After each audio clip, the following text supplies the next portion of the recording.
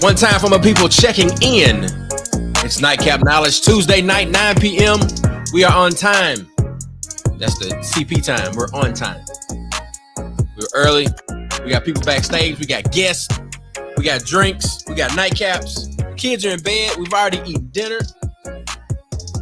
What y'all doing? Y'all ready to learn something? I don't know about y'all, but it's time for Nightcap Knowledge. Definitely got to give a shout out to the official water of Nightcap Knowledge, Aspira Pura. Refreshing taste, keeping it simple. Available at Amazon.com/Aspira Pura. That's the official water of Nightcap Knowledge, as well as the official water of Mississippi's greatest weekend, going down Memorial Day weekend on the Mississippi Gulf Coast. HBCUs, D9, the culture, the music. You can get more information at msgw.online. Again, that's Mississippi's greatest weekend with the official water of Nightcap Knowledge and the official water of Mississippi Greek Weekend, Aspira Pura. Ladies and gentlemen, get that nightcap, put the kids to bed. You know what time at TI is. Every Tuesday night at 9 p.m., it's Nightcap Knowledge.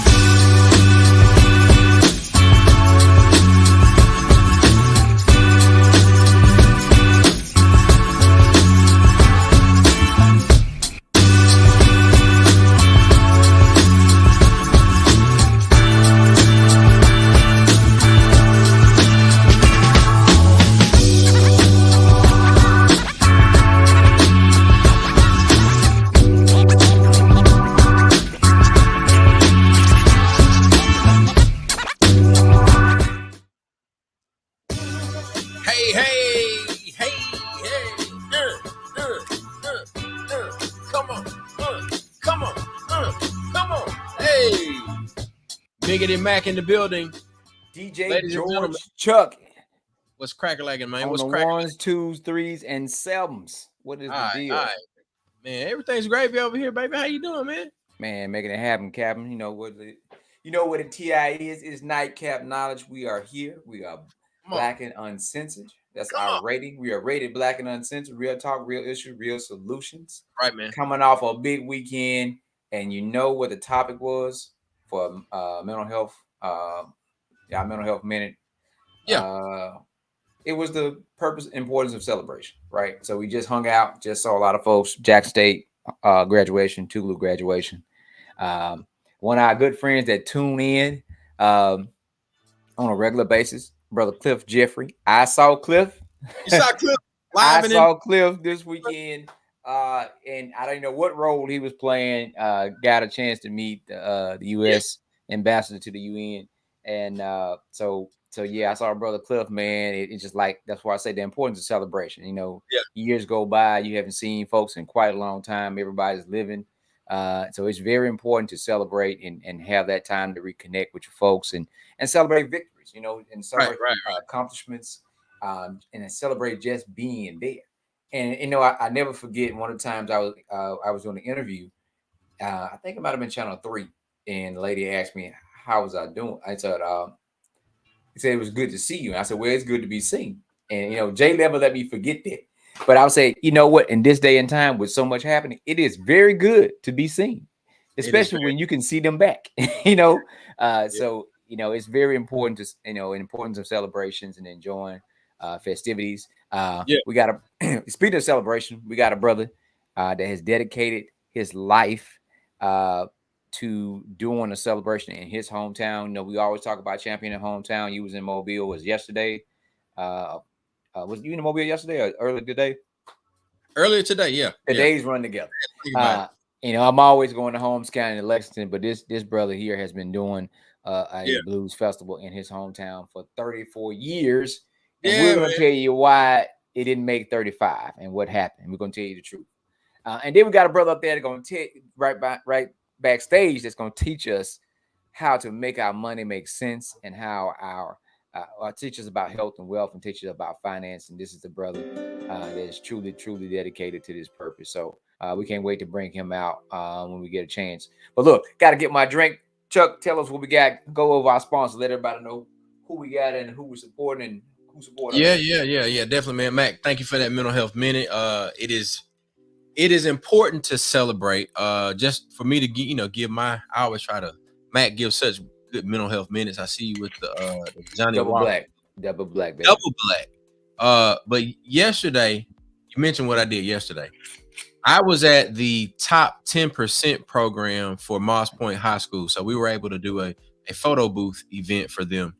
And that photo booth event, of course, it was an opportunity for me to provide a service to a school district that sometimes gets a bad rap, but I think it's more so, and I want to say this the right way. It's like you got this court of public opinion that is still carrying the message that happened 20, 30, 40 years ago.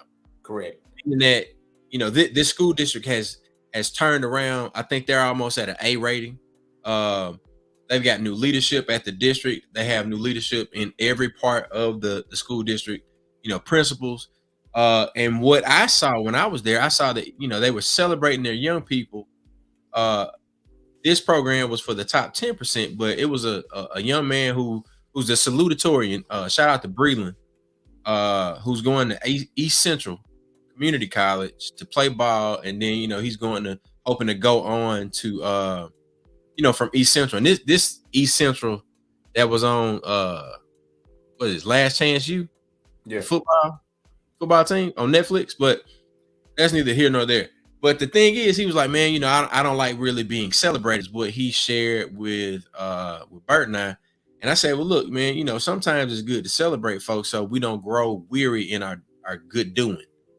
And he was like, yeah, I can understand. And I say, look, let me say this. What if you did all the good that you could do and nobody ever said anything? You might keep going, but you might grow weary for a moment. And that motivation, that little bit of celebration, and somebody was like, hey, man, you know what? I really appreciate you for the work that you do and the work that you put in and the effort that you put in every time you come out on the ball field, in the classroom, etc. So I think it's good for us to celebrate student success. I think it's good for us to celebrate community success, collective success. So whatever wins we got, man, let's celebrate the wins, and then we're gonna keep it moving. And speaking of celebrating some wins, we want to celebrate all the folks that we got here with us on Facebook. We got folks on Twitch, folks over on Black with No Chaser, and our YouTubers, man. So we definitely appreciate y'all for being here with us. We got our guy Fred Smith, Dr. Fred Smith. I know he was on campus this weekend. Did you catch up with Fred, Matt? Didn't see. We missed. I'm telling you, there's so many people that you look back on Facebook and you're like, when were they on the yard? You're like, yeah, I just left from over there, And Chuck, we getting back to our old days, how when we used to be running and gunning between Dreams and Licks and all those places where we kept everything in the car. I had one of those type of events that happened to me Saturday. I set up for Sunday at Tougaloo, got a phone call, had to rush and pick up my bag and get down to Crystal Springs area to bartend. Yeah. So it's at that point in time, like, man, you know what? We got to start going back like we used to do and keep our stuff handy. I know you keep it in the trailer, but, keeping your stuff handy because you never know when that call might come through and you got to go get the money. But look, we want to bring everybody in. We know that our brother Jay Morris has a full presentation, and I know that Mr. Reed has some very important information. So to update people, Mr. John Reed has been doing this show that has become a huge success in the city of Laurel. And Matt, this show, what's the name of the show? It's the Mother's Day Blues Festival, right? Okay. And he's moving it this year to Hattiesburg, but he want to share the true story. Right. Hold up, man. It's the Laurel. Let's get Mr. John Reed up in here, ladies and gentlemen. He's gonna explain it to you why it's being moved. Mr. Reed, come on in. There you go. There you go. What's up, Mr. Reed? Good afternoon, gentlemen. Good evening, rather. I appreciate you guys the opportunity to speak my piece. Well, yes, sir. Tell us what happened. I'm a native. Well, I was not born here, but I was raised in Laurel. And so Laurel is actually like home. In 1987, I started an event called the Mother's Day Blues Festival. Matter of fact, it was an event that I had coordinated for myself and a couple other my friends' mother. And it went off pretty well.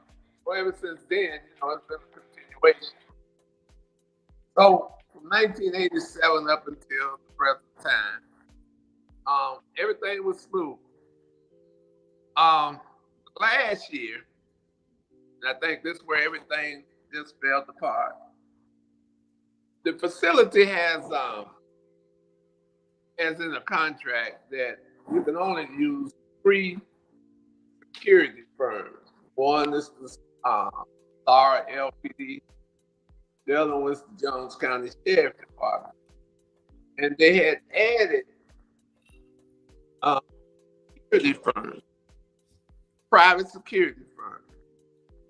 And the security firm,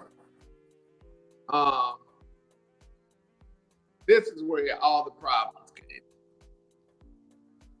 I'm accustomed to using the Laurel PD because, they know the crowd, and over the last 30 plus years, we've never had no problems. We've had as many as 12 Laurel PD on the site. And when we started off, we only had 2. But anyway, all of a sudden, facility director of the facility said, well, we need 16 security officers. Well, they know that the Laurel PD can supply 16 security officers for this particular event. So that means that the Laurel PD can't supply the security, then you have to add someone else. Well, the sheriff is not really doing anything. They're not working with people at the facility. So you at least do this private security firm. So the security firm said, the gentleman that's over the security firm, when we had our meeting, he said, well, I charge you $30 per man. Well, that's great too, but I could beat that. With being a promoter, you're always trying to make sure that your numbers meet jail. So I said, well, I still want to use the Laurel PD, not knowing that they didn't have 16 officers. So anyway, at the meeting, he stated $30. Well, the director and the ex-director already knew that he was overcharging me $5 per man. So, unbeknownst to me, the lieutenant for the Laurel Police Department called me over 2 days before the event, which was on a Friday. And he said, he called me Tommy. He said, Tommy, come over to the office. So I goes over there and he said, look, I can't come up with 16 men. He say, I can come up with 8, and we go use the private security for the other 8. He said, we go do the law PD, do the inner perimeter. That's where all the people are. And the protect security would do the outer perimeter. So, I'm 2 days short. I got to take what's there. So he said, so now protect security was Joey. He said, it's going to cost you $40 a man. Man, I almost hit the ceiling. He said $40. How did he jump from $30 to $40? Something wrong with this program. I look at the lieutenant. The lieutenant looked at me because actually the private security is making more money than the police department. And they have arresting power. The private security can't arrest nobody. They can hold you, detain you, but they can't arrest you. So at the end of the night, matter of fact, I paid the private security more money than I paid the city police. Now this is absurd. So I goes to the director because she was on site that night, and I say, Carrie, Joey just charged me $40 per man. That's $40, 8 men, 12 hours. She said, oh, I ain't got nothing to do with that. I ain't got nothing to do with that. So I said, well, hey, she ain't got nothing to do with it. Let me go to her people, which is the South Mississippi Fair Commission. They sit up and we go to that meeting that Thursday. So we're there at the meeting on that Thursday, and I made a little spiel, say, hey, the security just overcharged me. I thought it was $10. So he said at first $30, and now he charged me $40 at the event. So curiosity say, well, hey, if he charged you $40, there has to be a contract between Protect and South Mississippi Fair Commission. So let's see what the deal is between them two. So I requested without writing, not in writing, just orally request, can I get a copy of the contract between the two parties? Well, it was said at the meeting, oh, well, John, you'll be able to get everything within the next 2 weeks. Okay, fine. I'm, see what's happening because, hey, you need to try to give me my money back. 2 weeks go by, I hadn't received anything from this meeting. 3 weeks go by, still nothing. So I'm still upset because this man, overcharged me. Now I'm thinking he overcharged me $10. This man overcharged me. Well, let me get to that point. So I requested on the FOIA a copy of the contract between South Mississippi Fair Commission and Protect, the private security firm. When I get the contract, their contract, it states that Protect is to receive $25 an hour, not $40, not $30. You understand? You got chipped. Yeah, they didn't cheated you.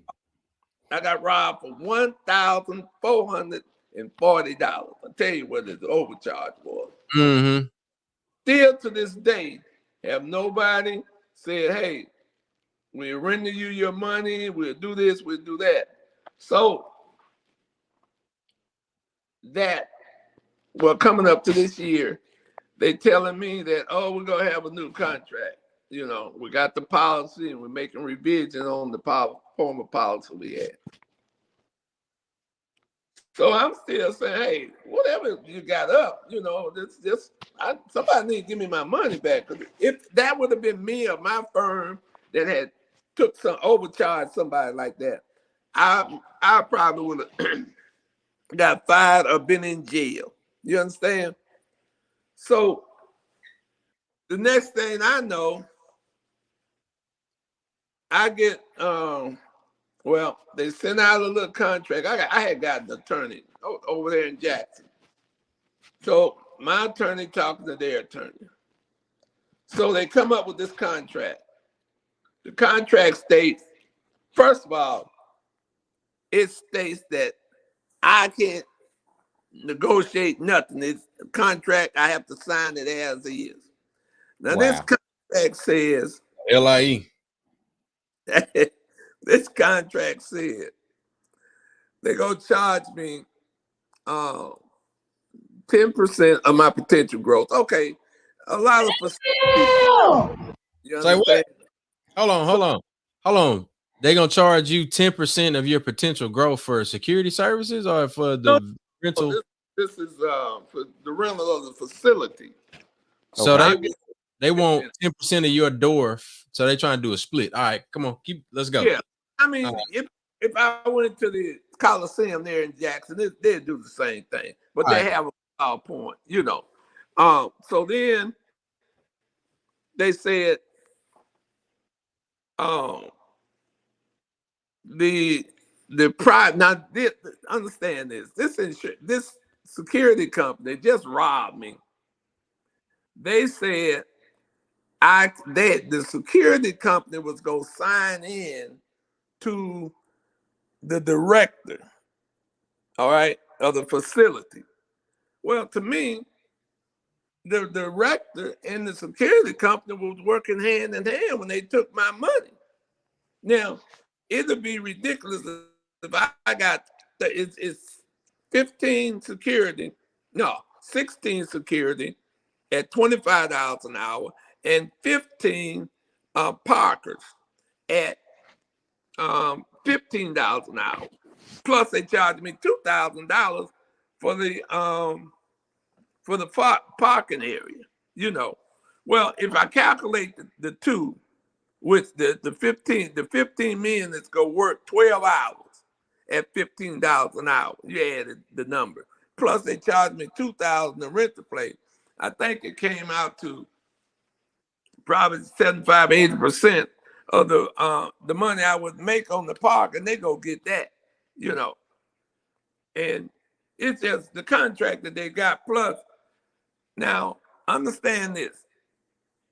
I've been there close to 33. This would have been my 34th year, because last year before last, 2020, when COVID came about. So when COVID set in, you know, we had to close down. So, but I still claim that year. That's why I say the 35th. When in reality, I've done the 34 actual years. See? Right. So, go ahead. No, I would say so. I know I read the article, and it pretty much, summing it up that you was, what you normally would pay for doing the show. Now it's like it was going to round up to like what 20-something thousand total. What it was going to add to be. Okay, I was originally paying $8,000. Mm-hmm. Last year, I didn't, unbeknownst to me, they had gone up another $2,000.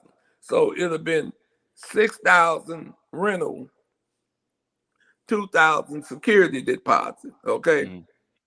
Now, what they did this year, they said I got not only the 10%, I got to put up $25,740, and I got it in right. They said that they added up a lot of things and said, well, this is an estimate of this cost, an estimate of that cost. Well, all those costs was actually included once upon a time, you know. And I understand things change, you know, but it don't change like that if I'm a good tenant. Now, all of this stuff that they're saying, well, you need to pay it in advance. I've always paid. Out of the 30 plus years I've been doing it here in Laurel. And Laurel's home, so there's nowhere in the world I want to mess up at home. You understand?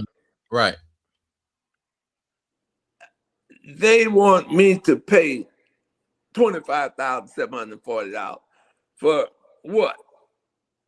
The bills that I've always paid. There's never been an artist that can say they came to Laura and played for John Reed and he stiffed them. He didn't give them their money.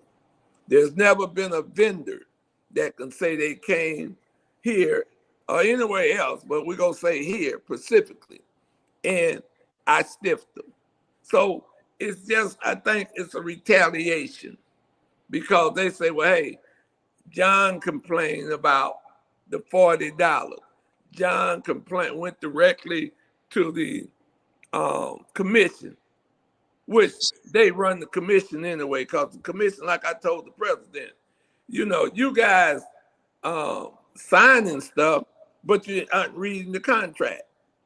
So you just say, okay, I went up on the price. Okay, I can accept that. So Mr. Reed, let me ask you this. Mag and I, we work in the event industry. So we definitely understand what you're going through.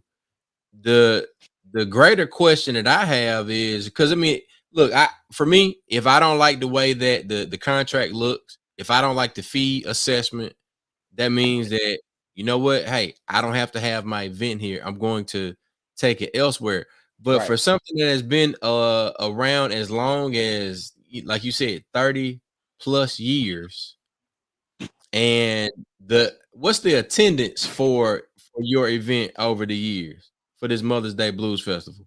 What's been the attendance? Well, it fluctuates. I've had as high as 15,000. I've had as, starting off as low as 1,500.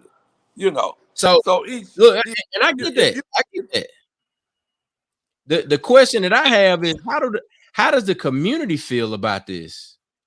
With you now having to move it out of Laurel into Hattiesburg. Am I correct in understanding that? You're absolutely correct. The community is not, happy. They protesting, but they really aren't calling the shot. Yeah.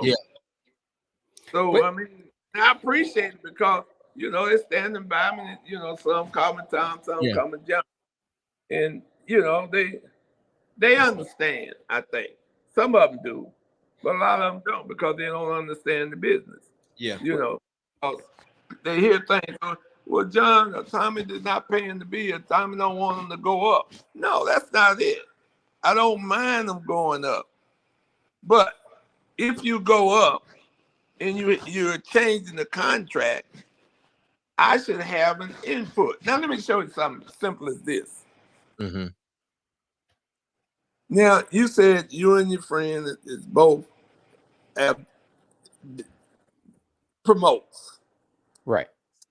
You know for a fact, when you're purchasing your insurance, correct, something simple as this, and they didn't want my name on the private securities insurance policy. Yeah, sure. If you got the sheriff, the insurance company's not saying anything.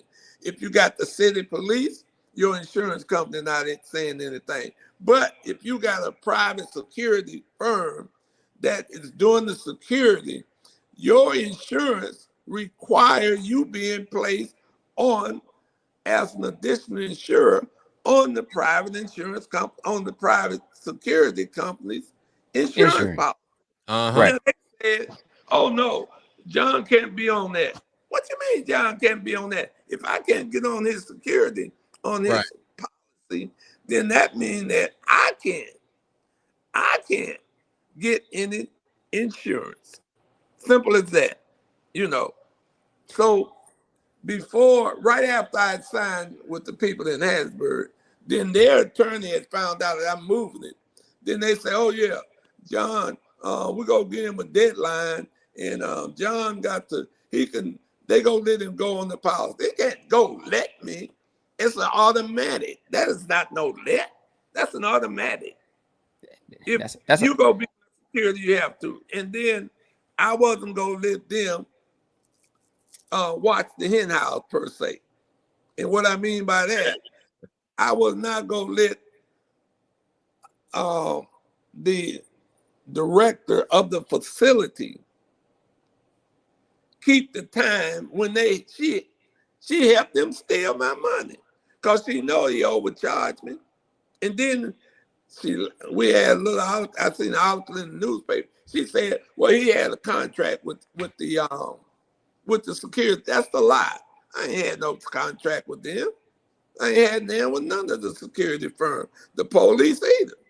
Right. So Mr. Reed, what is it that you would like for our viewers and the folks that will go back and watch this conversation that we're having? What is it that you would like for them to gain from this conversation? Well, to make sure if you're dealing with people that's dishonest, just go ahead on and leave them and go and try to find you enough in you. You know. Well, Mr. Reed, I'm gonna tell you this, I call it like it is. Folks pull cards, right? And I like that.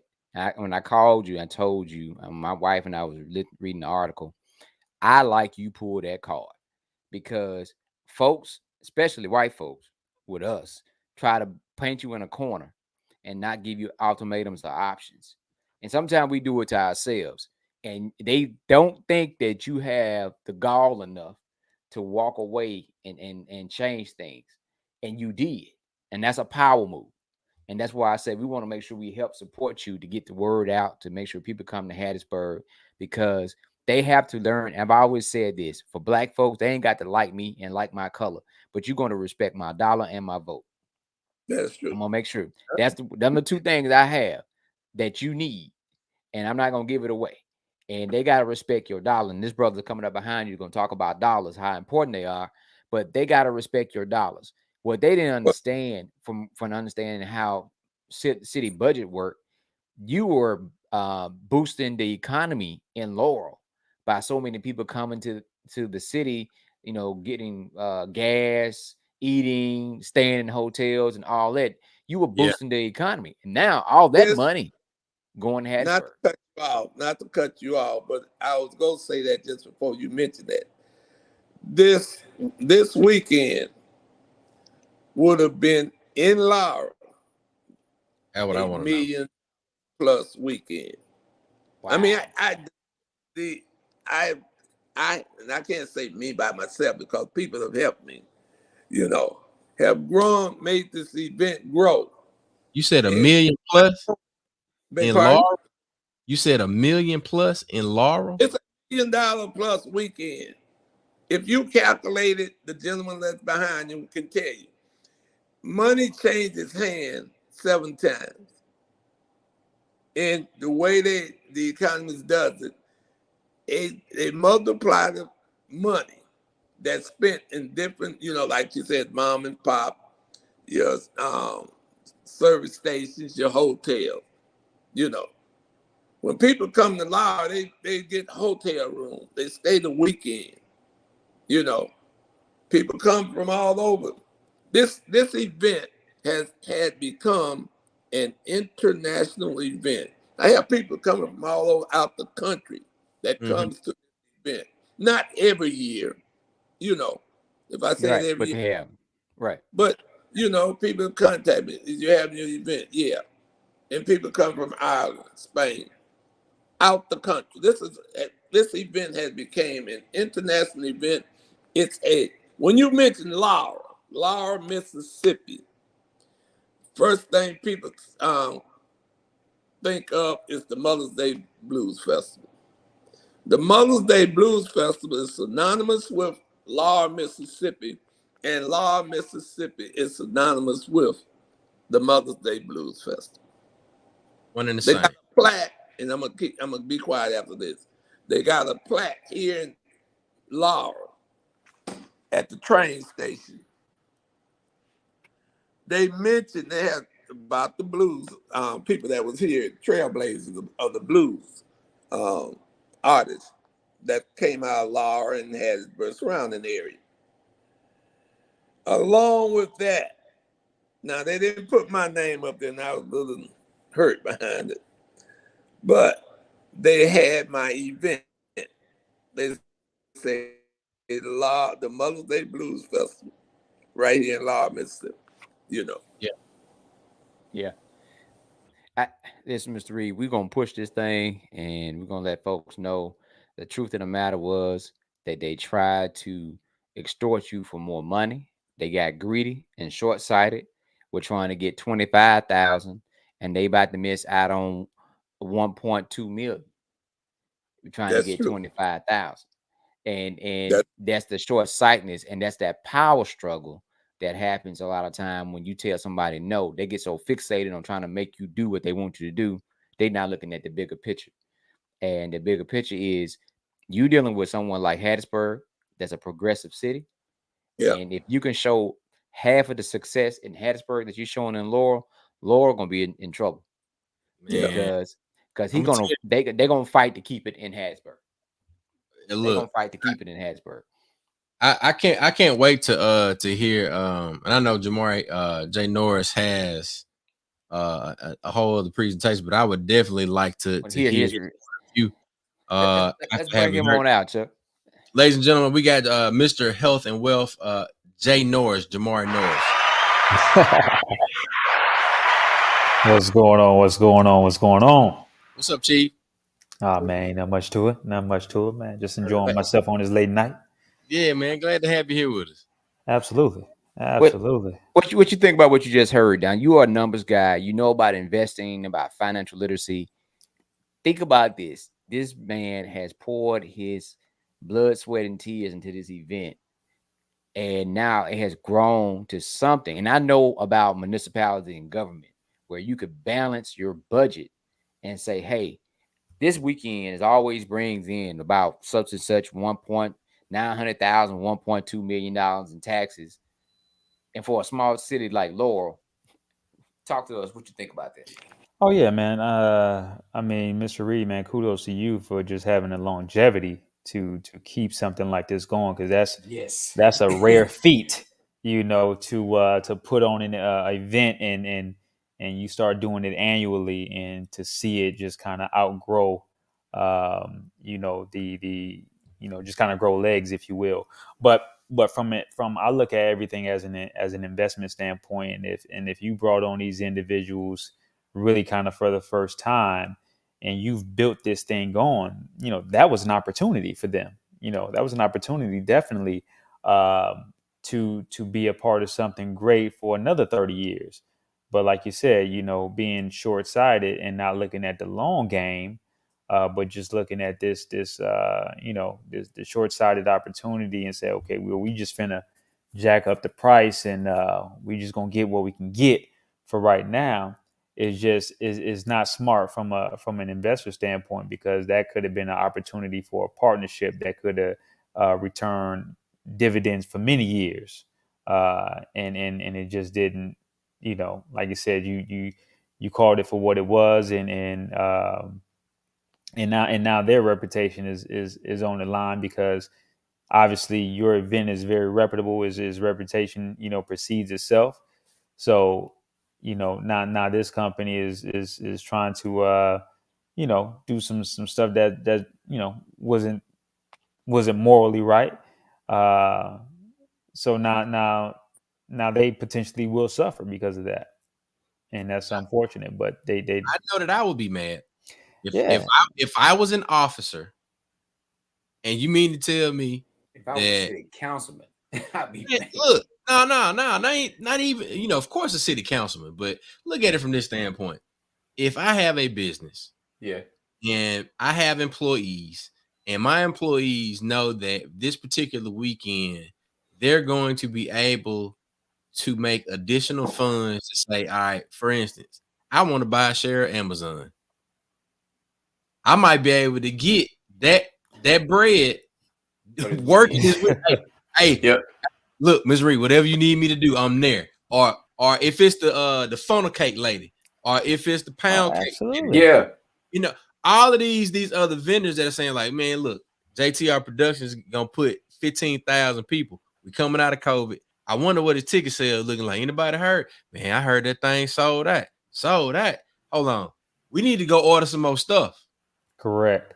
So imagine all the people that have already ordered their stuff. I know they gonna move over because they trying to go where the people are. Correct. But to Mac's point about the city council, is like, man, hold up, where all our tax money gonna go for this weekend? Absolutely. It's going to Hattiesburg. And you talking about underserved and underpaid officers. These officers are getting paid. They're getting paid directly in the hand. I know, and then that tax dollar rolls over into the city budget. And one person, well, I ain't gonna say one person, but you were short-sighted that you're gonna make this man pay you $25,000 because he been doing this here for 30 plus years. He ain't gonna leave. He gonna give us the money. Yeah. And then he said, okay, I'll see y'all later. And y'all like it. So when you start talking about, again, for us, and I say that for us as Black people, when we start talking about controlling the economy, we talked about it before and how so many young Black folks started investing in the stock market where they wanted to change the rules and how you can get your money out because we was upsetting the economy because we were doing what old white men had been doing for years and they couldn't handle it. And they always count Black folk money. If somebody like they making too much money or got too much power, they got to do something to change it. They get in love with that control aspect. But again, power, that money, and that money will make things happen. And for some people, it's going to motivate them, and some people it's going to discourage them from doing certain stuff. But he made a powerful move by moving this event, and people are going to be looking at, and I'm worried about Laurel, the community, because everybody don't have transportation to travel to Hattiesburg. With some people that can go right down the street to go to the concert. It's definitely devastating. So I would like for all the folks in Laurel to remember that when election day comes. Boom, straight like that. Straight like that. But look, we got the flyer up on the screen. I know we want to get to Jay Norris's presentation for the night. JTR Productions presents the Mother's Day Blues Festival. Look like they got an all-star lineup. LJ Eccles, Sir Charles, Pokey Bear, O.B. Buchanan, Lady Trucker, Jennifer Watts, TJ Hooker, Taylor, King Russell. They got it at the Forest County Multipurpose Center right there in Hattiesburg. That's May 8th. We got 5 days. I'm pretty sure, the tickets. Where can they get tickets, Mr. Reed? Well, ticket locations is in Hattiesburg. You got Vicky. You got Killersworth Barbershop. In McGee, you got the Bold and Beautiful. In Laurel, you got Hair World. If you're over in Meridian, you can stop by Sam's Fashion. All right. Up in Mississippi, called Big Man Fred. Big Man. We got tickets all over. Well, look, Mr. Reed, we appreciate you hanging out with us. We're going to get on to our next guest, and I'll be giving you a call tomorrow morning. I love it, man. Okay. I love it. You guys, thanks for your time, and thanks for everything that you're doing. Thank you. Yes, sir. Yes, sir. No problem. Oh, damn. All right. Hey, man. Hey, you heard them names?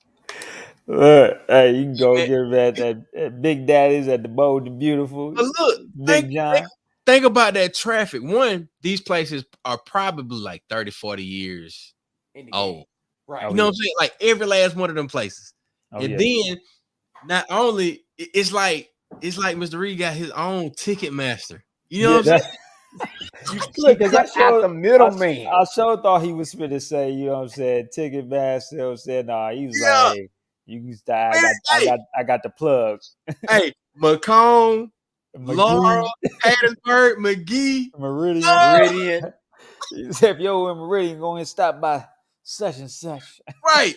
Hey. Bold and Beautiful. Bold and Beautiful. Come on now. Hey, man, look, hey. Mac, when you talk to Mr. Reed tomorrow, you better make sure you write down every last one of them places. Get their address. Every one of them. And I'm talking about that. Can we drop some Mississippi weekend fly?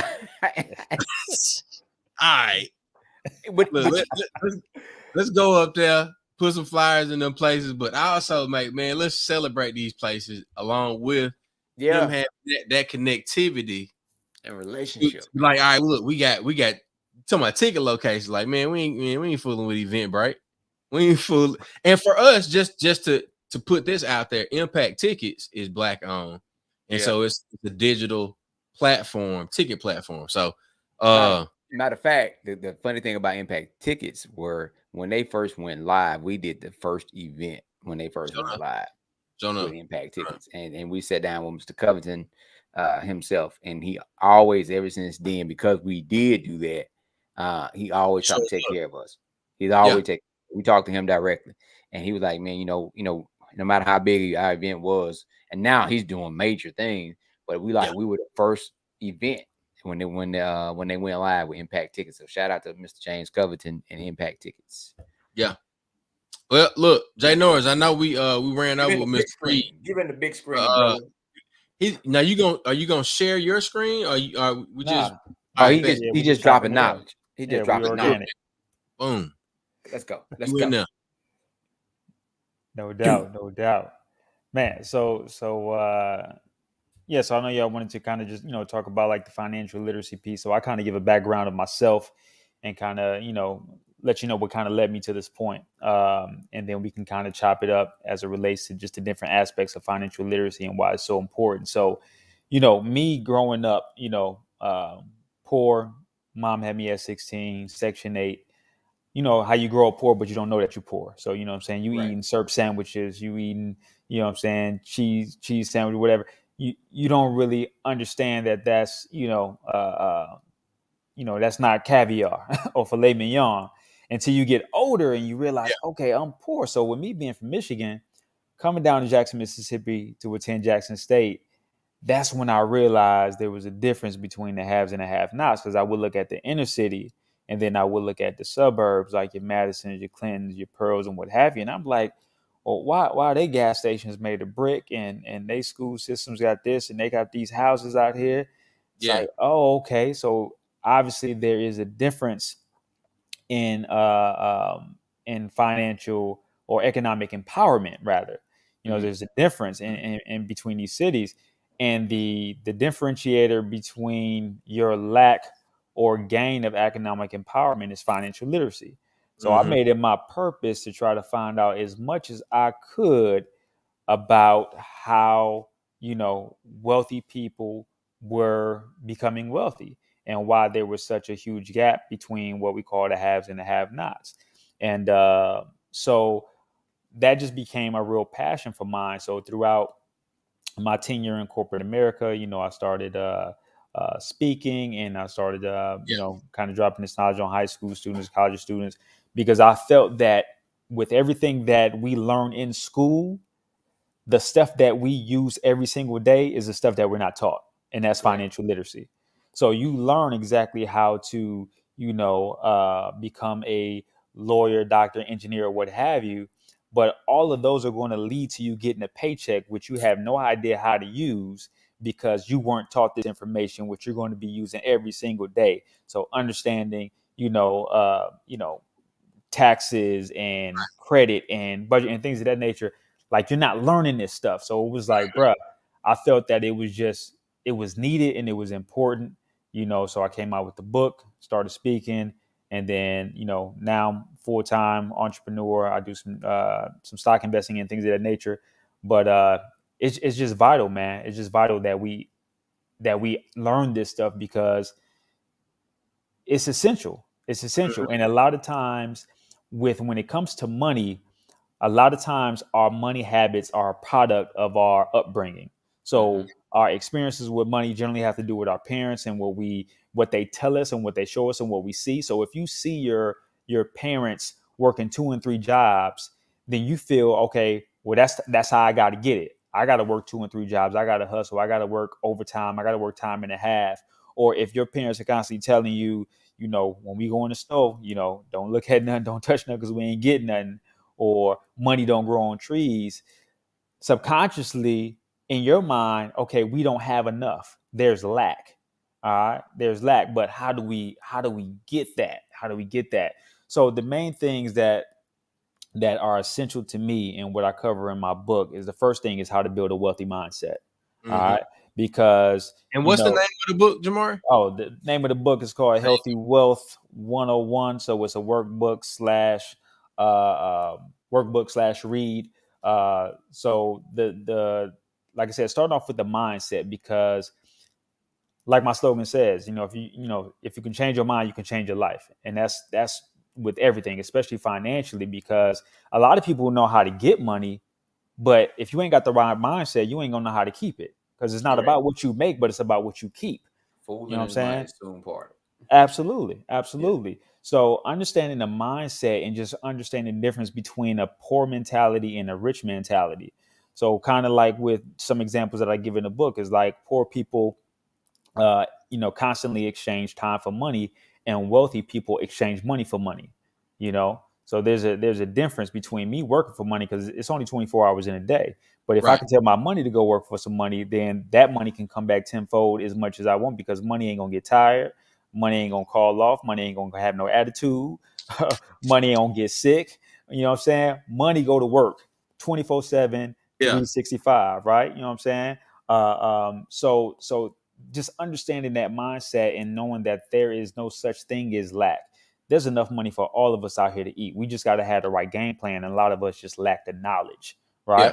So then I talk about, understanding assets and liabilities. And these are very simple principles, because when you don't understand the difference between the asset and liability, then you probably going to end up spending your money on stuff that's not going to bring a return on your money, right? So a lot of times you out, the kids out here, they dripped out. So, they want to go buy the J's. That's cool. Go buy the J's or what have you, or they buy the latest iPhone. You standing in line for 2-3 hours trying to get the latest. But it's like, okay, what's going to happen when that iPhone breaks? You got to go get another one. You got to go to the screen fix, or somebody scuff your J's. Now you can't resell them. You know what I'm saying? Or whatever the case may be. Yeah. But instead of just, buying that liability, you could be owning Nike stock. You could be owning Apple stock, or you could be getting dividends from these companies and you don't even work for the company. So that's a different mindset right there. You see what I'm saying? So understanding assets and liabilities will make you change your spending habits so that you could reap the benefits of your money and have your money working for you instead of you constantly working for your money. All right. Also, I like to cover money management. Like that is essential. Like over 70% of US Americans don't follow a written weekly or monthly budget. So basically, how many percent? 70%. I think one of the studies I saw said was 73%, but at least 70% of US Americans do not follow a weekly or monthly budget. And here's the stigmatism about budgets. Most people think if you budget and then you broke. It's like, That's no, how you that's keep not. money. Absolutely. I tell people, I said millionaires have a budget. Right. I say they just got a bigger pot. That's all. Yeah. You know what I'm saying? They just got budgets for stuff that you ain't got a budget for yet. So they may have a budget for vacations, or they may have a budget for vehicles. You ain't there yet, but you still got to have a budget, you know what I'm saying, and be a good steward of what you have so that you can get, you know what I'm saying, blessed with more to be a steward over. So you gotta put that in place, because one thing I tell my students is like, if you don't tell your money where to go, then it won't be there when you look for it. God damn. Like money will listen. Hey, If you gotta don't flip that money, man. look, if you don't tell your money where to go, it ain't you gonna be looking like, I know I just had $20. I Like, know I told her look, to go over you here. know what I'm saying? You just got paid. Like I could have sworn I had 40. I don't know what my money done went to. But that's just because you're not managing that money, right? Yeah. You have to manage your money. It's like employees. If You know not, what I'm saying? your money gonna manage you. Absolutely. And then you look back and what's going on. And then also, I touch on credit. Like credit is essential. Like credit is a wealth building tool. It's the process of using other people's money. You use your money as leverage so you can use more money. And it's crazy because people do it. The average consumer does it every single day when it comes time to buy a car and buy a house. But most consumer mindset individuals, they stop right there with their credit. I just need to get my credit right so I can get this house, so I can get this car. Yeah. But that's just the stepping the starting point of where you should be using credit, because credit should be used as a leverage tool to build wealth.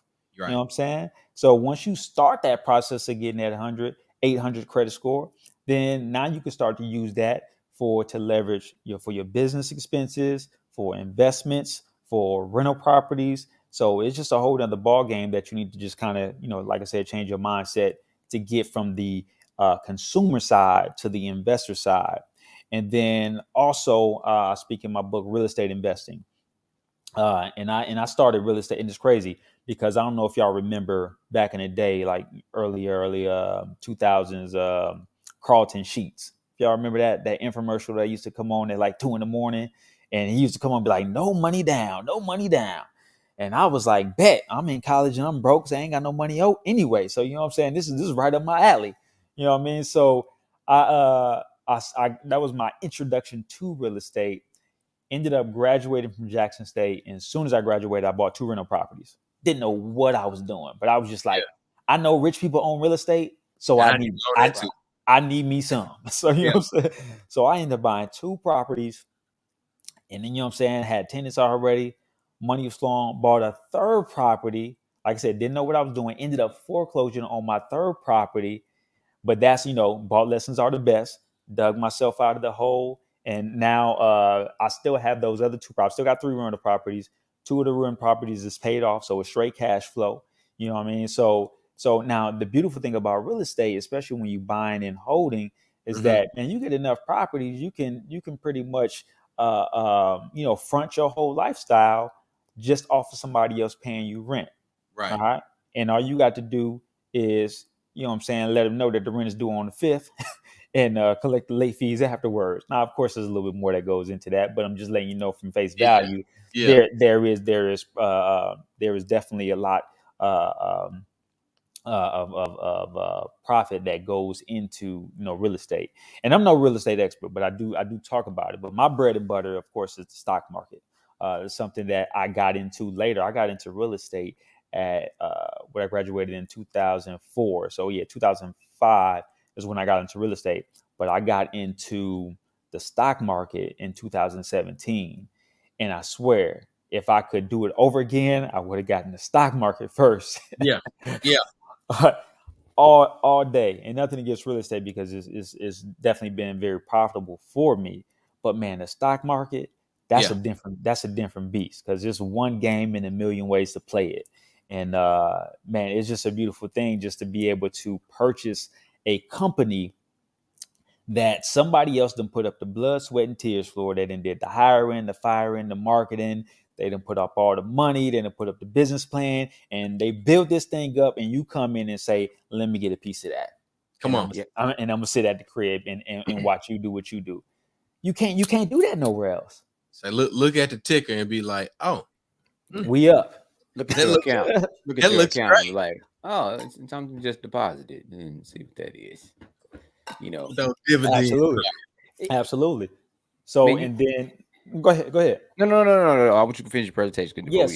So, and then the beautiful thing about with stocks is when I first got into it, I was looking at it more just from a long-term wealth building strategy. So, you buy, you research, get some good companies, you buy low, you build it on out, hold for a minimum of 5, maybe 10 years. But then once I started learning how to trade stocks, then the floodgates just opened up. Mm-hmm. I said, hold on now. I said, you mean to tell me that I can take a little bit of money and pretty much I can get 5 to 10 to 15 to 20 to 50% in a single day on my money, and I can do that as long as the stock market open 5 days a week? I said, okay. I said, this is a different ball game right here, because now you talking about really building not only generational wealth, but replacing your income, which something I was able to do and walk away from corporate America.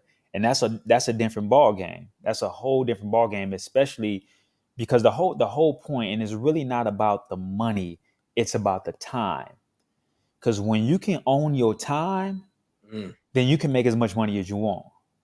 Because the time is the most valuable asset. You can replace money, but you can't replace time. So when you get to the point where you can own your time, it's a different ball game. It's a different ball game. You touched on two things that Chuck and I say. Chuck always say owning your own labor, and I always say the cost of freedom is high. So you gotta, to have that type of freedom where you can do things like that, it's costly. The sacrifice, the discipline, the things you have to do to be able to have that like you said, that time to do certain things that you need to do. It's the cost of freedom is high, man. It's amazing to hear that transition and how the stories merge and how we all were working on something similar. And to see where you are now, given your backstory. And the crazy thing about it, I forgot to tell you, Mr. Reed lived in Detroit for like 20-some years, 30-some years. Oh, okay. Yeah, so that's why he said he wasn't born in Laurel, but he moved back to Michigan. But wow, man, it's this information, this book. So let me ask you about this book. Yep. How much is the book, and where can you get it from? Man, you can get the book. The book is only $20. On Amazon, I think it's a little bit more, plus tax and what have you. But you can get it on Amazon. You can get it directly from my site, jamarinorris.com. And man, I originally wrote it for high school students and young adults in college because I wanted to get them early, because that's around the time that you just now probably getting a job, you getting some money, so you need to know what to do with that. Because I tell people, my when I talk to those kids, man, if you just adopt these financial principles, because it ain't rocket science. This ain't hitting the lottery. This ain't going to the NBA. This ain't, being a rapper, what have you. Not to say there's nothing wrong with those things if you're blessed to do that. But most of us going to be regular human beings. Yeah, we don't have that talent. We don't have what I'm saying? We're going to be regular human beings. So, but you can take these financial principles and financially transform your life in a very short period of time. And when I say short period of time, like the subtitle says, the keys to building generational wealth in 10 years. You can set things up to have it to the point where your children are eating off of what you do now. And you don't have to be, and you don't necessarily have to be, start off as a millionaire to make that happen. You can start off where you are, just making some subtle changes. And it's because it's the devil's in the details. You know what I'm saying? It's the small things that make the big difference. And those financial principles are the stuff that you need to make a huge impact on your financial life of yours and your family in the future. Yeah, man. Yeah, I definitely, what you said, the sacrifice, like sometimes it don't make sense to other people. And there was a lot of quotes I saw that people talk about that, you got the wrong audience. Why are you not spending money on this? And why are you not spending money on that? Because you understand what you need to be doing in the future. This is not you playing the long game. Mm-hmm. You're not playing the short game. When you buy stuff, you buy something with a purpose. Correct. Very intentional. And then the other thing about that, what you said about children, the double-edged sword, what we've seen also with that is not understanding the value and the hard work of money, because some run through it. And we've had clients that we work with that made six figures and tell you that I don't know what I did with it. Oh yeah. Oh, it's easy. It's easy because they don't know what they did with it. Look, because and even in the book, one of the quotes I say is that poor people focus on income while wealthy people focus on net worth. So it's a difference in mindset as it relates to you just worried about how much money you can get, and I'm trying to worry about how much money I can sustain. Yep. You know what I'm saying? There's a difference there. So no, you're absolutely right. So even when it comes to like the small steps, when it even comes to just the budgeting, it ain't about if we say, hey man, we finna go here this weekend, blah blah blah, and I tell you I ain't got it. They're like, what you mean, Jay? You got it? I just saw you post what you just made. Nah, yeah, I got it. I ain't got it for that. Cause I'm putting like, because like you said, I'm very intentional. I'm Yeah. very, very intentional about what I spend my money on. So it really just depends because you talking about going to the, I'm kind of dating myself. You talking about going to the hi hat. You know what I'm Wow. saying? Hey, You talking about go to the hey. to the hi hat, and that's Yeah. cool. But then when I say, hey man, let's go to the Bahamas, you like, And oh, you're like, I don't want it, bro. I ain't nah. See, you know what I'm saying? You Yeah. Yeah. see, now that's a different conversation. You know yeah, what I'm saying? yeah, buddy. It, Look, it's So it's it's I a go to St. major Lucie. difference. you know what I'm saying? You first off, they're like, hey, What's where's that? that? Where's that? What's Yeah. that? No. The Is that conversation is is the that next? Is that conversation is that next to Memphis?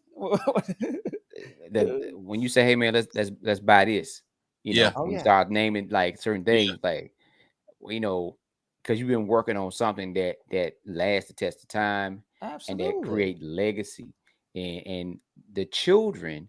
And like I tell all our friends, it starts with the children. Understand that you're raising your caregiver. So and this Yeah, person and that you are speaking of raising, sex, there's a question in the comments oh, about no doubt. those young people, as it relates to the people that we raising. And matter of fact, one of your frat brothers, Yeah, Honor Ray. on a yeah, Yeah. rate. What up, yeah, oh 06? yeah, legendary Ray from, from Oh, the yard, GU. yeah, from the yard of Tougaloo, has a question for for Jay Norris. Uh, First step advice for investing in stocks for young people. Man, no doubt, man. I get this question all the time. So the good thing is, if you have a young adult that is under the age of 18, you can set up a custodial account. All Boom. right. But if they're 18, they can have at it. They can open up their own individual brokerage account. And just so you can understand what a brokerage account is, that's something like, TD Ameritrade, Scottrade, Webull, Robinhood. Those are all brokerage accounts. I recommend the full service brokerage accounts, the ones where you can talk to somebody on the phone. You Yeah, can't call nobody at Robinhood. I'm just no, letting you know you can't call nobody. You need full service, somebody Oh, that got the Ameritrade. app, that got the I'm saying, they got the desktop, and they yeah, got some customer service, right? Yeah, So open up that brokerage account, and I recommend starting off with stuff that you already use. correct. Because when you start off with stuff that you already use, you've done half the research. You're mhm, already a consumer of the product. You know how they make their money. Now it's just a matter of, you doing just a little bit more research as it relates to, the financials, and make sure that the company is profitable. But other than that, man, like I said, if you're gonna buy them J's, buy some Nikes. If you got the iPad, the iPod, the what I'm saying, the MacBook, what I'm saying, the AirPods, you gotta have go some. ahead, go ahead and Get get you you a some couple apples shares of stock. Apple. You know what I'm Yeah, saying? It's if you're gonna be on Facebook and Instagram all day, then get you some Facebook, get you some Meta, as they Some call metal. it now, some Yeah. Meta. You know what I mean? Uh, if you Cash App and get you some Square. You know what I'm Block. saying? Yeah, Block. You're right. You're right. That's you. Yeah, yeah. If you Look, I want to be truthful. Go ahead. And one of the things that I regret, I've been operating, I got it made, and I would venture to say successfully for 6 years. Mm-hmm. I should have, and what I mean by operating, the back end of my operations is Shopify. Mm-hmm. Early adopter. Ooh. And you're talking about a person doing the research.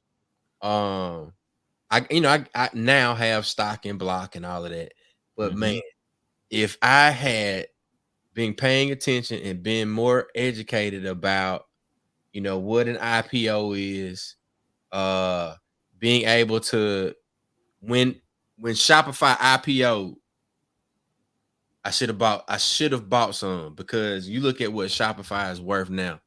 And every time I look at it, it make me hurt. Like Yeah, I feel a little. yeah, because you could have got Shopify under $200 a share, Yeah, and it's peaked all time high was about 1700 17. a share.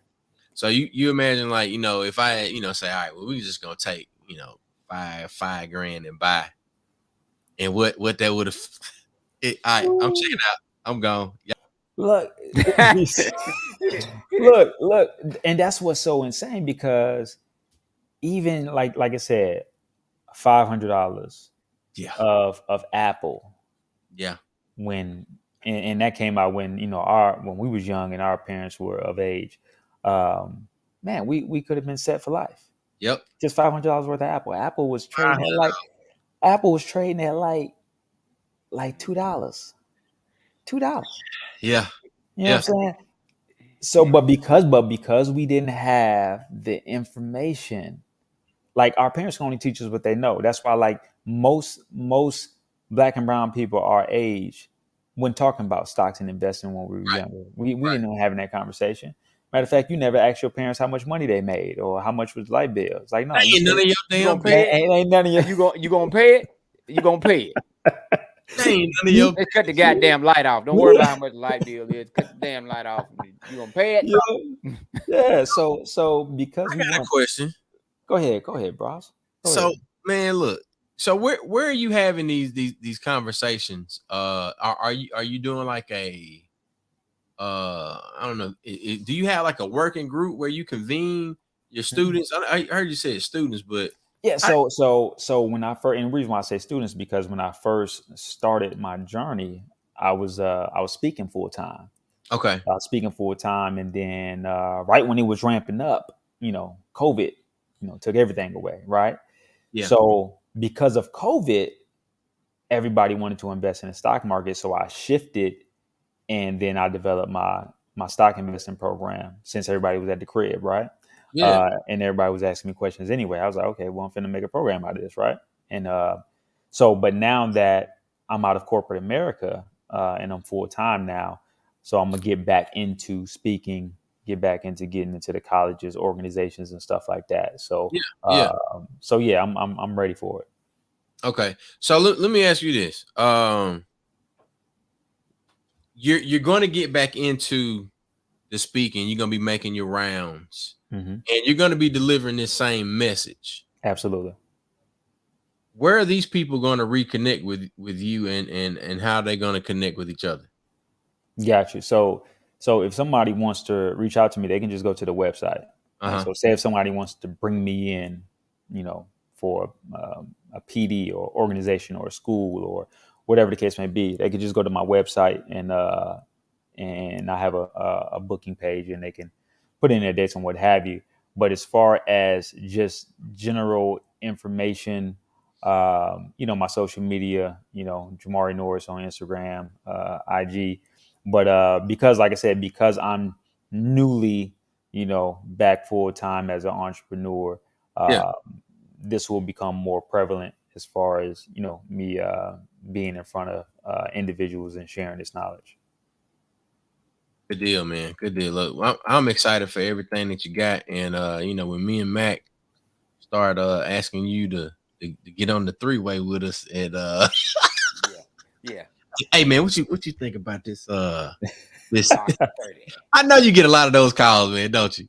No, all right. Transparent. I get DMs and every time I post something or I post a stock, and a lot of people have admitted, like even when I've posted, hey, buy this or buy that, like people will come to me like months later, be like, bruh, I made money off the free stuff that you was giving. I was like, so they like, I need some more. I get it often, or people would just say, what do you think about this? Or, hey, matter of fact, somebody else just DM'd me the other day. It was like, hey, what you know about this Acorn app? Hey, it's just blah, blah, blah. It's this, and this, So that happens all the time. And I shoot them information because I want everybody to have the knowledge. Well, that's good. But Chuck, my transparency was, what you do, man? I've been looking at this marathon stock. Oh yeah, that I sold, and look where the stock at now. Oh shoot, let me look. Hold on.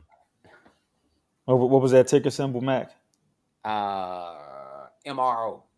MRO. Yeah, Mac had called me about that one.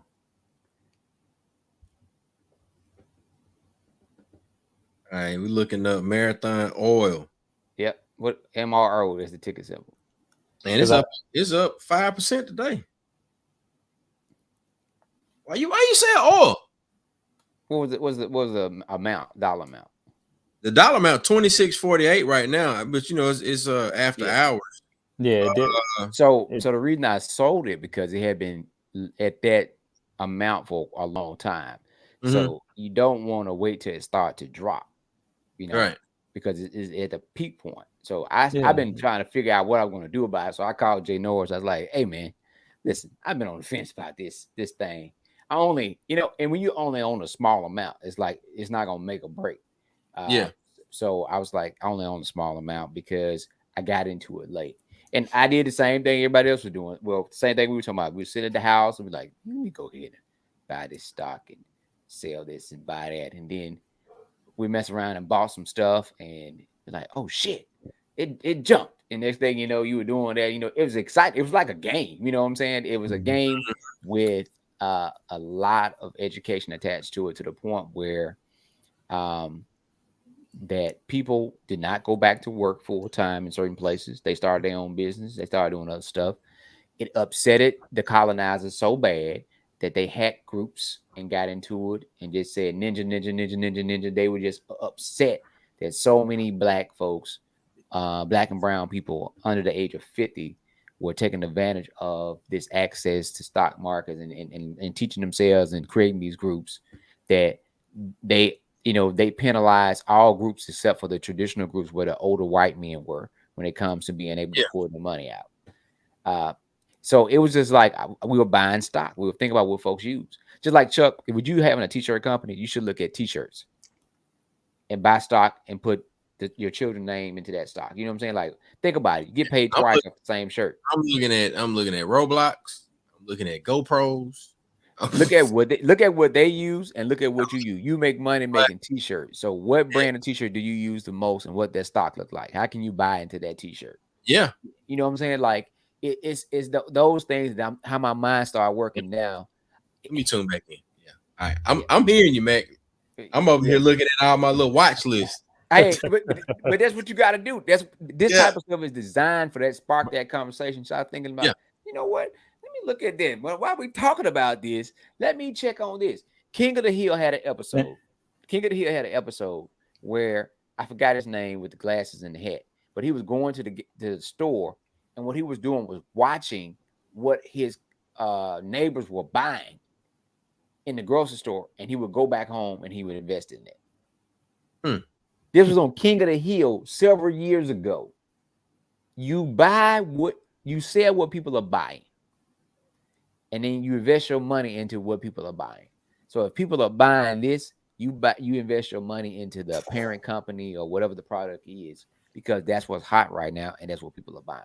So versus me going and buying some Jordans, can I invest in whatever it is, or whatever's the new hot thing? You know what I'm saying? That's the way I guess I can't say when we look at things now. It's like, man, everybody about to get in line to get that new such and such. What is it? Okay, what company is that? Okay, when is it opening? In 2 weeks?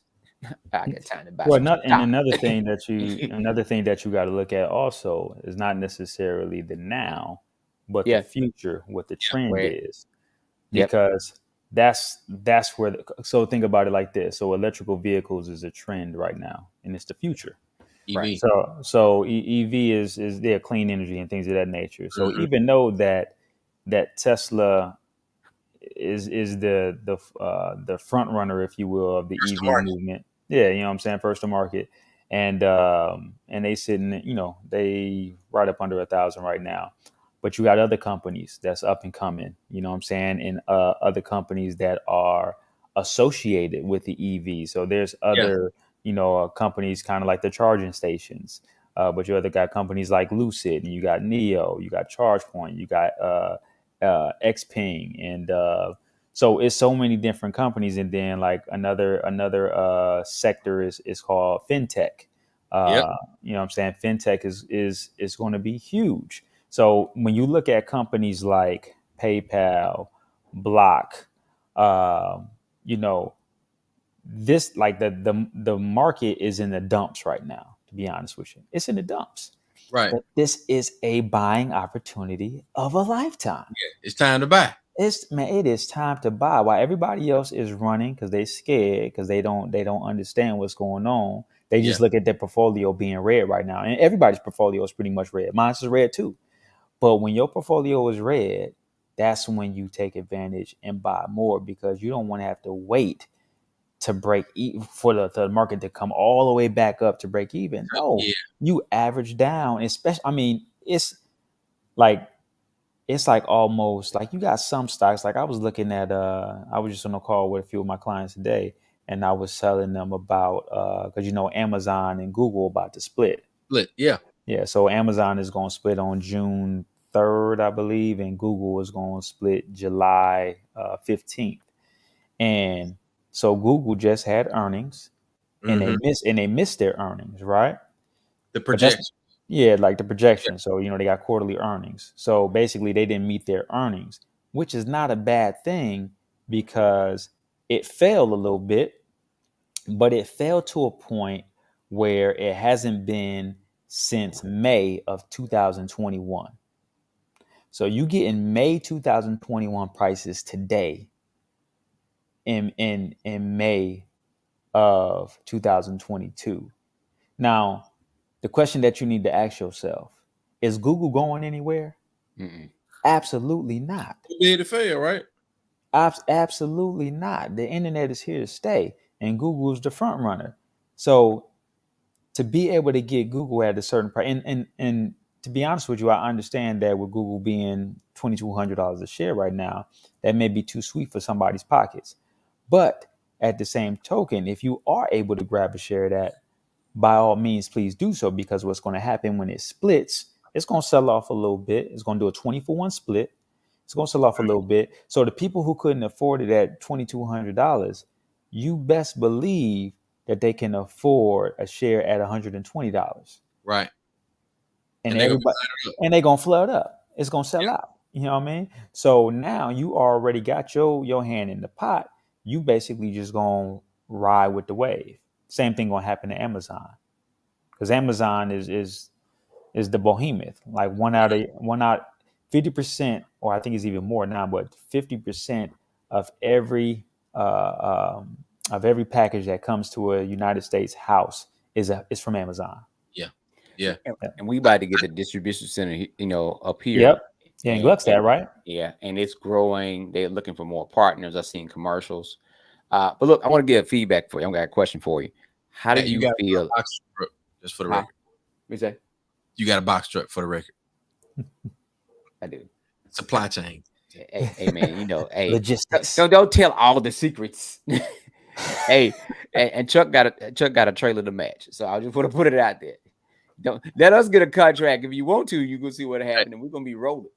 Go on, get that question in, man. Go on, get that question in. Come on. So the question was, what are your feel about what's going to happen with Twitter now that Elon Musk is taking over? Man, to be honest with you, I don't know if it's going. And like, first off, Elon Musk is a brilliant guy. He's proven that he's the richest man in America. Him and Jeff Bezos go back and forth between 1 and 2. Right. So the guy's brilliant. Not taking anything away from him. And but Twitter wasn't a very profitable company to begin with. Twitter was not. I mean, Twitter right. from a face value is a very popular company, because that's where pretty much most of your celebrities and professionals communicate, if you will. But from a profitability standpoint, like, Twitter was never really at the top of the food chain when it comes to social media, because they hadn't figured out how to monetize like Facebook and Instagram and TikTok and stuff like that. So hopefully Elon Musk is the hype. Hopefully the hype isn't just attached to Elon Musk's his name, and hopefully something actually gets done with it, because I mean, I trade Twitter, but I don't own Twitter because it don't meet my criteria. Mm-hmm. So hopefully you do something, but I can't really answer that and just say what I think is going to happen. It's at a good price now if he does do something with it, but other than that, I ain't touching it yet until I see the P&L. And we got some questions rolling in from the comments. Nene East. Okay.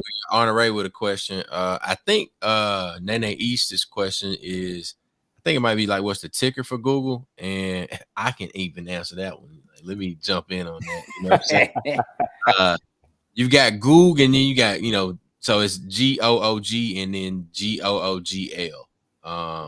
So it's the alphabet company. Did I say that right, Jamari? That's correct. Yeah. So you want the class Class A, the GOOGL, is what you want. The GOOGL is what you want. And Honore got a question too. Yeah, on Ray's question, what's the? I mean, you kind of already answered it. Yeah, I threw them all out there. If you took the notes, Yeah. I saw that question. Yeah, yeah. What's the one or two stocks that we should look at and consider right now? Google, Yeah. Amazon. Yeah, Google and Amazon. You want to throw another one in there? Apple.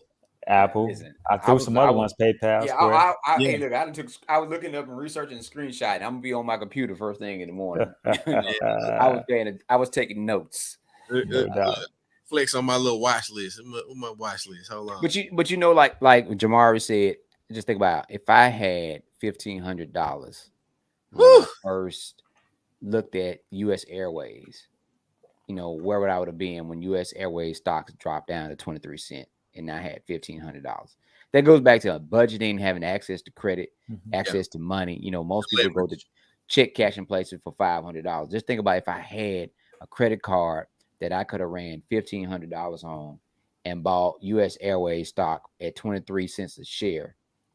Because when the stock I did buy, I had 30 shares and I sold it at $45 a share. The stuff I did buy, that was years ago. That what got me into it. Like, damn, this stuff really works. This really can happen. Cool. You know, and again, like Jamari, you never thought somebody like us would be sitting here trying to like talk about stock market. Hell, the only stock market we know was, you know, when you get a chance, go by the market. Hope that they done stock, so you can get some, you know, get some shit off the shelf. That's what you knew, you know. But now we talking about symbols and how we can make money with other folks' money. He ain't even got into the shorting and all of that stuff. Oh man, that's a whole seminar. Look, that's what hey, look, you saw that big old smile on his face. They talk about that money. Feel me online. Oh no, that's where the money's made, hands down. Okay.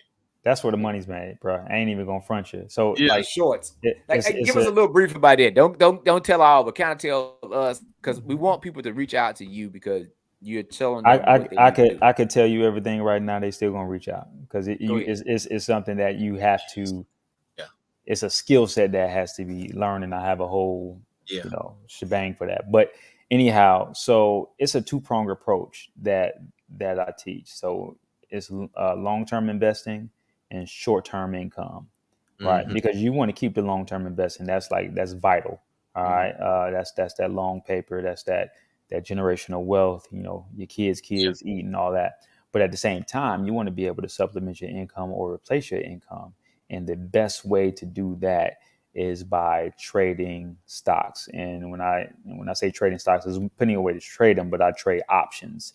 And trading options allows you to make money whether the stock market is going up or going down. Yeah. So while my portfolio is bleeding right now, I'm making money on the same stocks that I hold while they're going down. So now I can take that money and I can live off of it, or I can take that money and I can purchase some of those same stocks that are at a cheaper price right now and average down.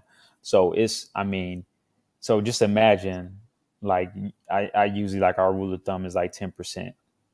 So you think about a person's like 401k or retirement hookup. If they get 10% in a year, they ecstatic, because that's gold right there. If you're doing 10% a year every single year in your retirement account, you're doing very well. I'm talking about doing 10% every time that you trade, like 10% a day, right? So compound interest, that's serious eating right there. Everybody can eat off that.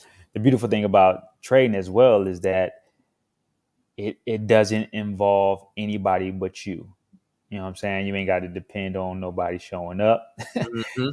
You ain't got to depend on no employees. You ain't, it's just you, your laptop, your iPhone, which is what I usually trade off, just off my smartphone.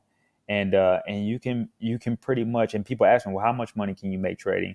You can literally make as much money as you want. Like the same trade that I do in a day, and I may make, $500 or $1,000 a day. Somebody else is making $10,000 off that trade. Somebody else is making $100,000 off that trade. Somebody is making $1 million off that trade. And that's no cap, because you got institutions that will buy 1 million shares and it will move $1 and they will sell it and make $1 million in a day. And that's chump change, right? So for me to make my, $1,000 a day or $20,000 a month or whatever the case may be, that's the bottom of the barrel. You know what I'm saying? To be honest with you, but because I have my my finances in order, and I don't, I don't require a lot. I don't have a lot of overhead, if you will. Yeah.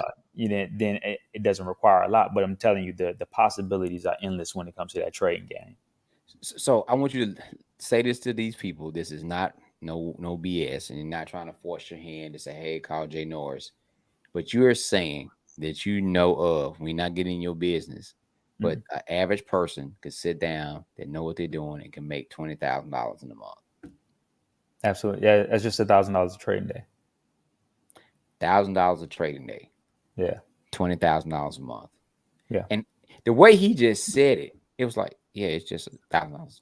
It's just, right now it's just $1,000 a trading day. Listen, $20,000 a month. when I so the reason I can say that like that is because I've been exposed. Correct. Like that's what I'm trying to get. A couple years ago, I'm like, man, $1,000 a day. What? I'm making $40,000 a year. But you know what I'm saying? Like, but since I've been exposed, I'm like, exposure's everything. Man, you mean I can make because initially, and when I first started trading, my initial goal was $1,000 a week. Mm-hmm. I was like, okay, this is what I need. Okay, I'm gonna make $1,000 a week, right? So I was gonna make $200 a day. Man, I got up in this thing, and my biggest week so far has been $11,000 in 1 week, right? So I was like, oh, okay. Obviously, I need to raise my goal up, right? Yeah. So,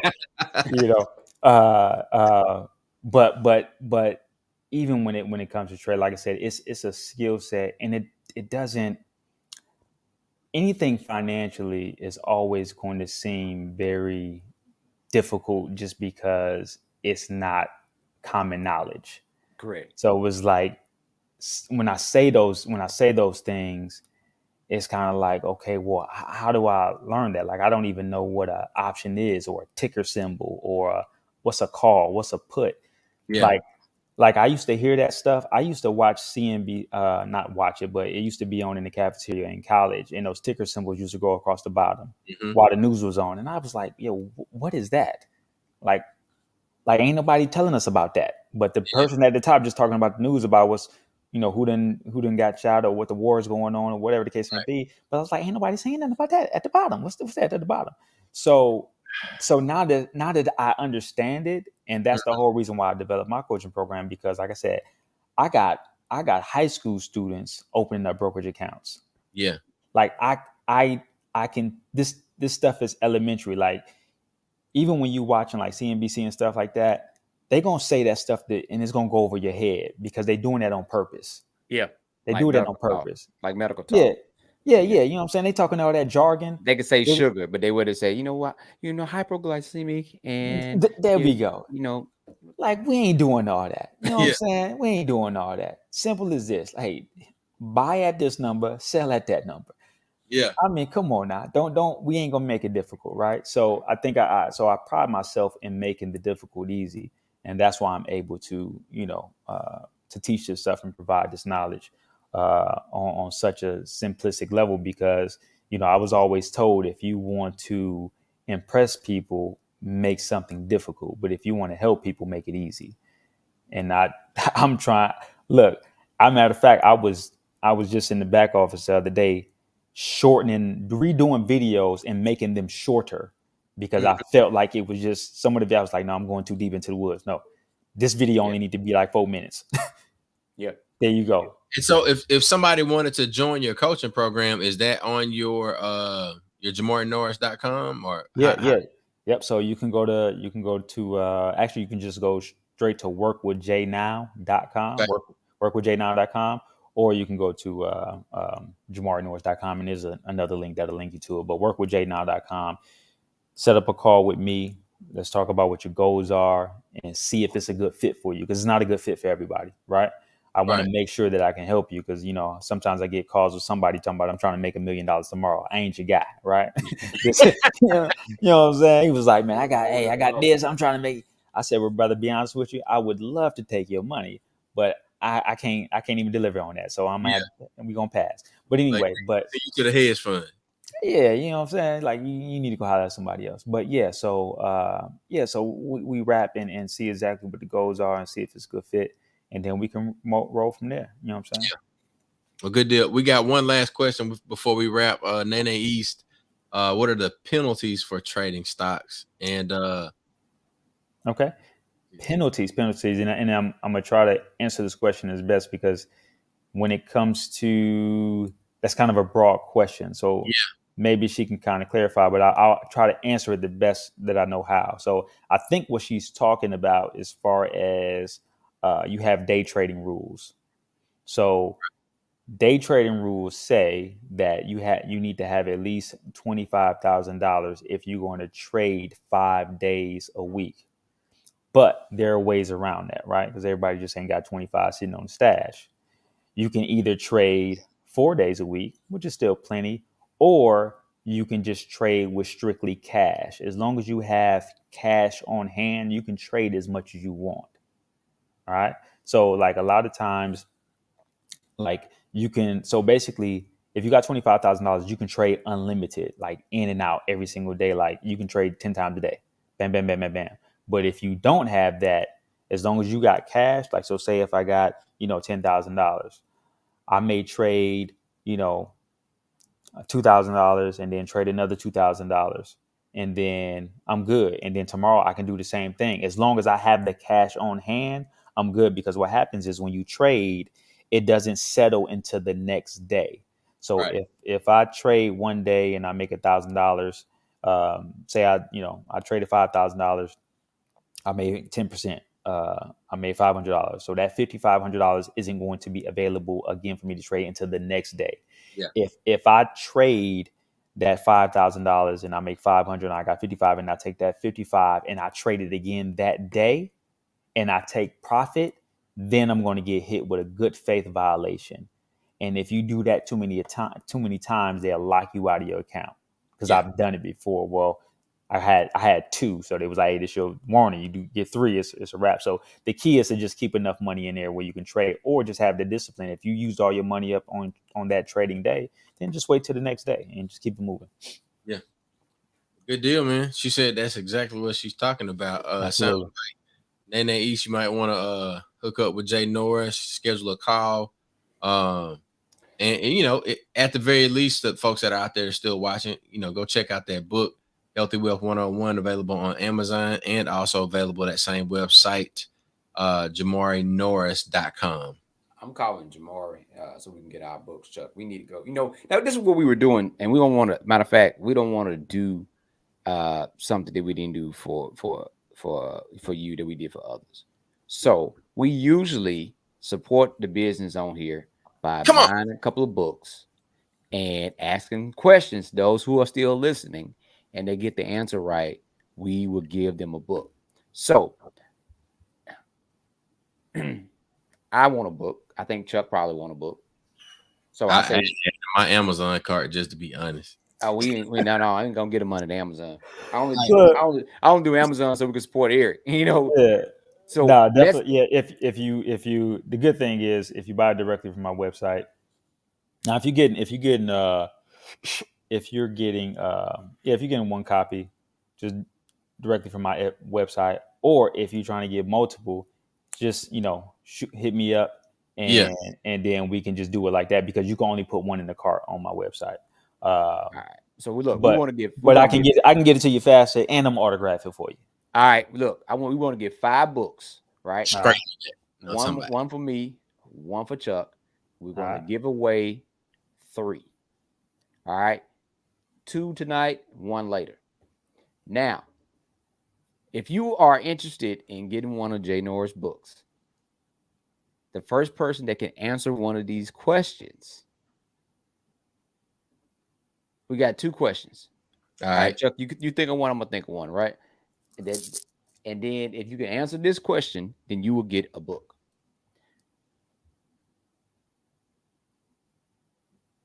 Jay Norris, what year did he graduate from Jackson State? How well were you listening? What year did Jay Norris graduate from Jackson State?